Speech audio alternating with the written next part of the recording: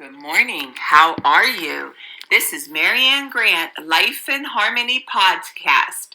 Today is the first day of your life. It's important. What are you going to do with it? Remember, I said we were going to talk about control. Let's first focus on if there's any residue that you left over from yesterday that you need to clean up today. So we have a good day and start our day with harmony and peace. Whatever it is that you need to clean up, I suggest you do, mentally, physically, spiritually, financially, sexually, and you will feel much better to get started for this day. And remember, success is truly what you do today. That's it. That's all we have is today. Yesterday's gone and we don't have the future. Sarcasm. Sarcasm is anger. Emotions, bad attitude. Enabling, people-pleasing, not able to say no, drugs, alcohol, pills, relationships, sex, lust, love, anger, rage, porn, controlling everyone around you but yourself, distractions everywhere, then you do nothing but have excuses, gambling, work, working out, food addiction, binge TV, phone, podcast, news, caffeine, surgeries, pain, and your partner, the man, the woman, you're mentally, physically, spiritually, financially, sexually abusing one another, or if you want to add to the list. All right, today I'm going to talk about the finishing of my results of what happened. I took a 4 or 5 day sabbatical up at the mountains. And it was absolutely amazing that I did do that. It allowed me to get quiet and the importance of getting quiet. And I stayed true to myself. I learned about some things that I need to change, what I need to work on. And my husband was able to get quiet. Also, this is the first time I've ever done this in 25 years. You got to understand, we run a business together. We talk all day. We put out fires all day. Like I said, we're a hell of a team. And this situation, I was a little taken back of what happened. And remember, I told you we have to nip things in the beginning before they get worse. So, of course, I got on this right away. And what I came up with was, I was going to stay true. I am staying true to my conviction. And my husband, I'm learning not to assume that I know. It's important that every individual stays true to themselves. And it has nothing to do with what your friends tell you or your parents tell you or your counselors tell you. People can make suggestions, but it's up to you to make the final decision. And that's what I do, and that's how I've done my recovery, and that's how I live my life. I will brainstorm with people, but in the end, I make the final decision, so I only have me to be upset about. And many people do this. They put expectations on other people, and it's a big mistake, and ask them what they would do. It's really nobody's business when it comes to your relationship. It's something that you need to do for you. So I came up with some things that I felt as a partner that I needed to change, my own things that I had to look at. And I really now, when people say to me, Marianne, what do you think? Are they going to make it with this information? My new answer is this, 50-50. The ball is in your court to decide which way you're going. And who's ever having the crises in their lives, it's up to them to make the decision of what they can and cannot live with. And that's what I mean about strong constitutions and what you stand for. Because if you don't stand for anything, you will accept any crap that comes your way, any abuse that comes your way, because you don't stand for anything. You're spineless. And being spineless is extremely unhealthy, and you play victim. And it's not attractive to be a victim. And I'm not telling you this is not, this work is not easy. You have to make a conscious effort to do it. It's easier to say F you than say I love you. That hurt me. It's easier to put out trash and to slash out and to be aggressive and to be mean than to show your love and to show your vulnerability. That takes work. That takes love. That takes energy. And for me, it's worth all of it. So I've learned, I came home And the results were phenomenal. And I really, in my head, was 50-50 whether or not my husband and I were going to be able to move forward on this decision. And he looked at me and just said, I want to spend the rest of my life with you. I don't care about any of that stuff that I talked about. It doesn't even matter to me anymore. And this is something that he's been holding on to for a long time from his past pain. And I was stunned the level of love and respect that he gave me, meaning our love and what we did do together did matter. At first, I thought, wow, did he not feel these past 25 years and the trust and the love and the teamwork? And, when you're upset, you say stupid things to one another. But when you get quiet and you come up with the real answer, he truly, genuinely realized how much I play a role, we both do, and how much we are a team, and that he didn't do this alone, and that we are so much better with each other, but we can handle life without each other. But we don't want to do that unless we absolutely, when it comes to death, we want to live with each other until the end. And that was beautiful yesterday, that we were able to come to that so quickly. And I really thought I was going to have to go into therapy and really crack, through his head and have him have an understanding of where I was coming from. And that silence did everything for the two of us. And for me also, of some things that I need to change. And it's a beautiful thing, being in a relationship and loving and learning and being an equal partner, mentally, physically, spiritually, financially, sexually, supporting each other's needs and making sure that the both of us are taken care of. All right, enough about that. Balance, not too much of anything. Our kids, our partner, our play, our work. When we stay balanced, it's life in harmony. When we abuse ourselves, everyone we love is infected by it. You cheat yourself and everyone around you. The level of love and respect that you give yourself, that is the level of love and respect you get in return. The goal for all of us is life in harmony. Our thinking can make or break us. That is why we have to check our thinking and attitude all day long. It has to be as natural as going to the bathroom, or else we get backed up. Remember, there's always a solution to all of our problems, and the blame game gets us nowhere. We as individuals have to stay in action and say, what is it that we need to do for ourselves to get ourselves out of this situation, and not put it on anybody else? This, my friend, is the greatest gift that you can give yourself, is to be truly responsible, no longer be a martyr or a victim, and take full responsibility for yourself. Remember, behind every breakdown, there's a breakthrough around the corner. That's what I hung on for years. I actually started to welcome my breakdowns because I knew I needed my breakdowns to get to the other side, knowing that there was going to be a phenomenal breakthrough around the corner. That has saved my life.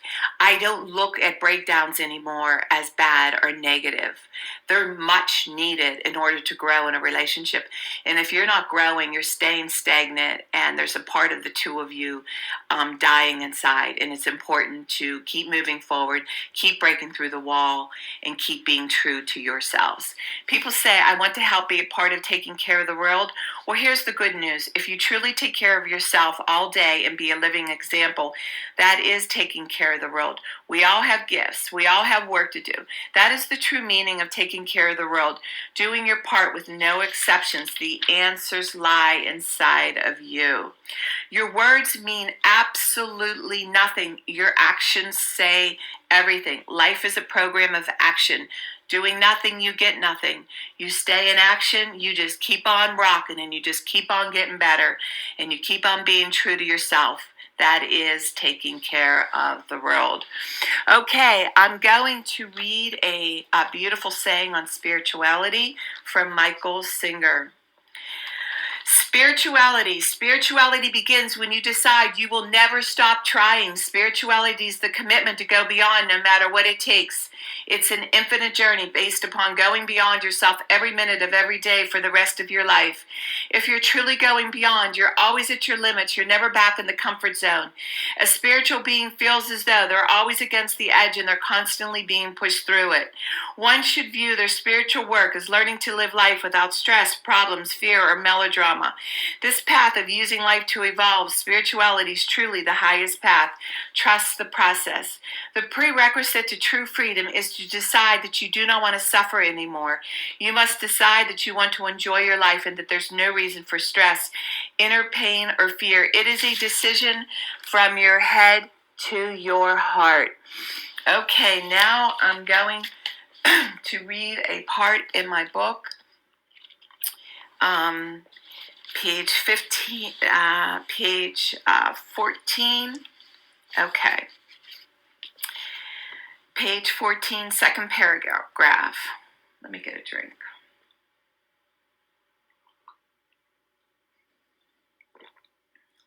Okay.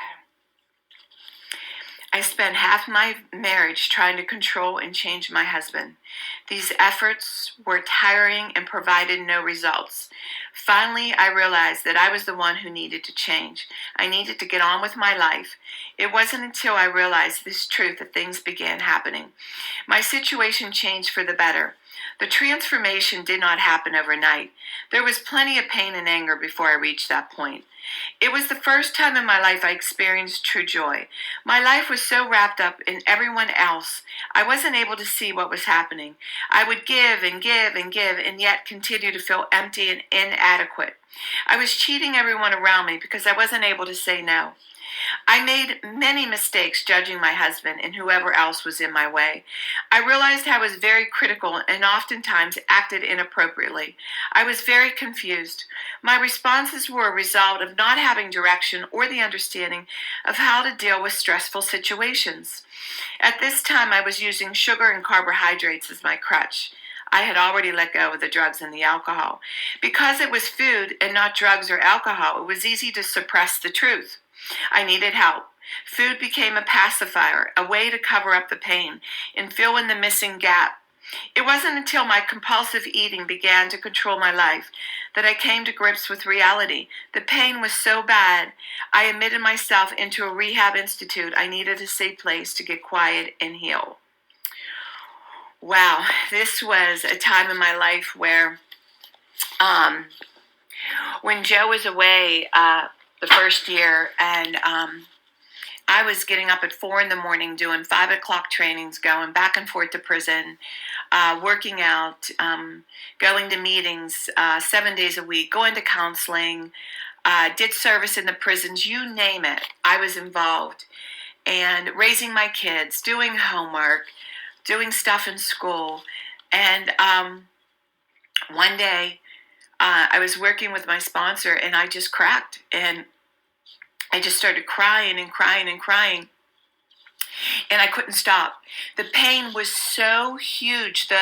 And it was a responsibility and it was pain for my childhood. It wasn't just Joe being away. That separation forced me to feel things that I haven't felt in years. I was so busy focused on us and our bullshit that I wasn't even able to feel or see anything else in front of me. And it was pain from my childhood. It was pain from growing up. It was pain from everything that happened to me. And the only way I started working at 10, I was always running, and I truly ran. I was running 10 miles a day also, 5 in the morning, 5 at night. So I needed time, again, to get quiet. And I wanted to go to a 30-day spa, but I couldn't afford it, so I went to a 30-day rehab to get quiet, and that's what I did. I looked at my boys, and I took my son Blaine one morning, and I was holding him on the ground and just crying, and Joey's like, Mommy, that's me, that's not Blaine, because I always used to take everything out on Joey and not Blaine, and I said, Mommy's cracking, Mommy's losing it, Mommy needs help, Mommy needs to get quiet. So my brother helped me take care of the kids for 30 days. And I went into rehab. I literally admitted myself. Very few people do that. not to get cleaned up, but to do some psychological, quiet work where no distractions, no getting up at 4 in the morning, no going 100 miles an hour, going back and forth to prison. It was truly to focus on working on me, and it was the greatest gift I gave myself. When I went in there, they wanted to medicate me. They wanted to give me pills, and I said, hell no. If I'm going to cry, I'm going to cry. If I'm going to scream, I'm going to scream. If I'm going to sleep, I'm going to sleep. But you're not going to medicate me and do what you did to my mother and label me. This is a bunch of crap. So everybody came to me in the rehab for help. And I said, if the medicine messes with you, you don't have to take it. They automatically medicate you. And I refused it. And I'm glad I did. And I was willing to do the medicine if I felt I needed it. But I want to do everything the natural way before I decide to take the medicine. That is my philosophy. And that's what I did. And I learned something in rehab, which really saved my life. My biggest fear was taking care of everybody, making it right for everybody. And what I learned in rehab was this: you cannot love anybody to wellness. And this was why I started writing. The only person you could love to wellness is yourself. And this is where the control comes in. We can't control what other people do. We can only control how we react. We can't control what our partners do, our friends do, the people we love do. We can only control how we react. We could decide whether we want to stay or whether we want to leave. And that's why when I came home, I started eliminating people from my life that were destroying me, that were taking me down. And I didn't care what they thought. And this is where the people pleasing comes in. This is where learning how to say no comes in. No is a complete sentence. And I want to tell you, it was a new, profound freedom. And remember, with the food, there was never enough food. The hole was so big. I needed to address the issue. So those of you who are shoving food in your mouth and filling up that hole, I'm going to make a huge suggestion. Get quiet, go to therapy, start working on the issues of why you're eating yourself to death. Food is a chemical. Food is just as dangerous as cocaine and alcohol and heroin. Addiction is addiction is addiction. And we justify this bullshit that it's something, oh, it's not, it's better than. No, none of it's good. It's all about covering up. It's all about self-abuse. It's about you not loving yourself. And I was able to come home, start addressing my father. This is when my father came into rehab, and I was able to write him a letter and express to him how much I loved him. But this is how it was growing up and what I saw. And I thought in therapy, if you talked about your mom and your dad, that meant you didn't love them. No, therapy is about learning what you don't want to repeat. It's not about that you don't love them. It's about learning what's normal and what's not normal, because so many of us don't even know what normal is, because a lot of this shit was passed down from generation to generation to generation. So we're all learning, we're all healing together. And what I have learned is we all suffer, we all have dysfunction, and we all need to ask for help. And the different people in the rehab and what I saw in the different situations, it was such an extraordinary experience. And that was the only way I got humbled. Rehab humbled me. It made me look at life in such a different way. And it helped me love at a level that I was never able to love before, including myself, to take stands for myself that I never could do before because I was too busy making it nice for everybody else. My new philosophy is now that I'm going to take care of me first, and then whatever happens throughout the day, and be a true living example. The power each and every one of us carries is being an example. And people don't want to be lectured or preached to. They are able to see what other people do, and they can see through you whether or not you are truly living what you say you are. That's why I said, don't make a counselor, don't make a doctor, don't make a priest, don't make a Buddhist, there's only one God, there's only one creator, and that's not us. We're all perfect, imperfect human beings. And I've learned in recovery, people used to make the mistake thinking they could find the perfect sponsor or the perfect counselor. And I'm going to share a beautiful story I had a psychologist come to me. She didn't trust any of her psychologists that she worked with. She came to me for help. And what happened was she was so ashamed of what happened in her therapy session with the woman that she was working with. She came to me and she said, I just got done working with a client, and she went home, went in the bathroom and hung herself while her 2 children were watching TV. And she had to live with that. And I said, there's no way, nobody can stop anybody from doing something that they want to do. All we can do is make suggestions. But when they leave the room, they make the final decision. And none of us could ever carry that kind of power.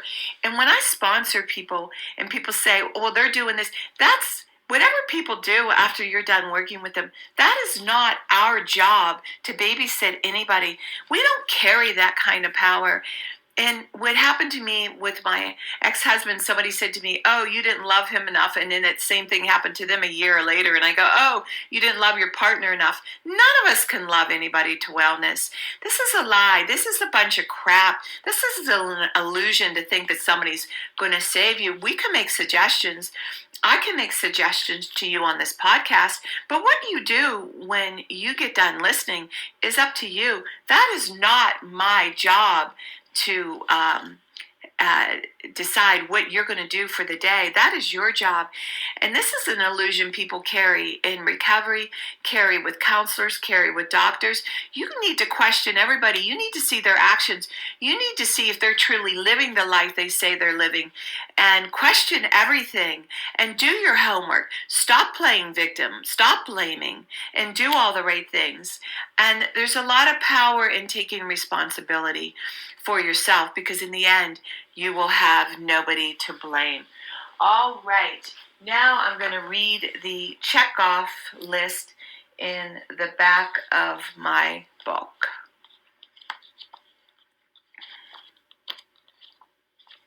Work on one thing at a time. Eventually, it will be a way of life. Don't do too much of anything. Balance is most important. I am clean and clear of all diseases and negative thoughts. What's controlling you?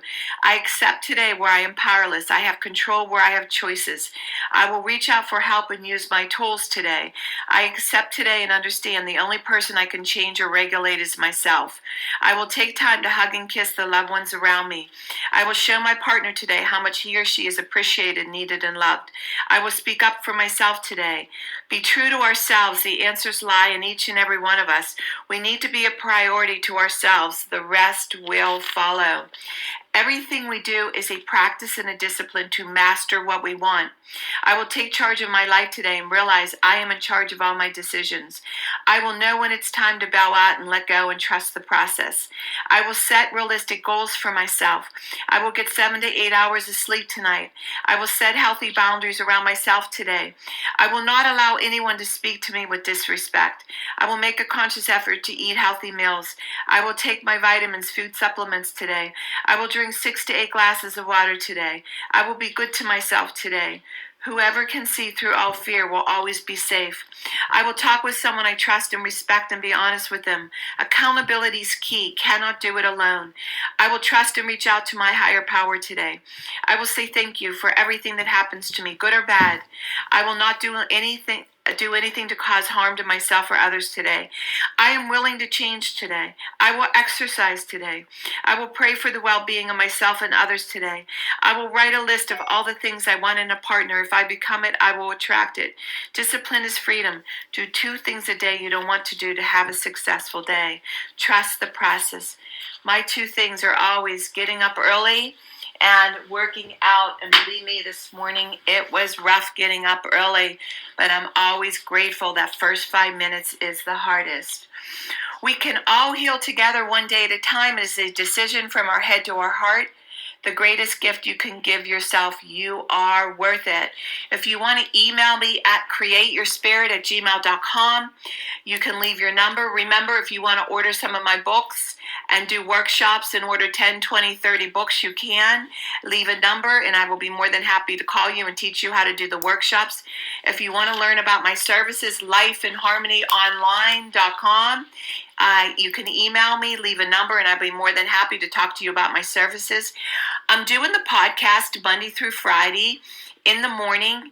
And remember, tell people about it and hit subscribe, and start with Life in Harmony podcast introduction, and then go into Life in Harmony podcast number 1. Please do it in order, because there's order to the insanity of the order of how I'm doing the podcast, so we can all learn together and we can all heal together. And I want you to have today an unimaginable day today. And thank you for listening.